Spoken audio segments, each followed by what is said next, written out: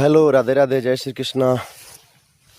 आप सब भाइयों का, भोजपुरी साथी, भोजपुरी सुनने वाले, देखने वाले तमाम दर्शकों को दिल से हार्दिक अभिनंदन वंदन। और सब अच्छे होंगे, दुआ करेंगे भगवान से। हम भी आप सब दुआ कीजिए, अच्छे रहें, स्वस्थ रहें, मस्त रहें और अपने कार्यक्रम का चालू रखें और आगे बढ़ते रहें।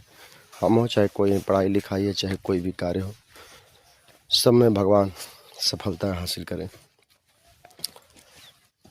कुश्ती में थोड़ा सा बिरहा जगत में आने के बाद कुछ कुश्ती से नाता कम हुआ है, अफसोस है हमें भी।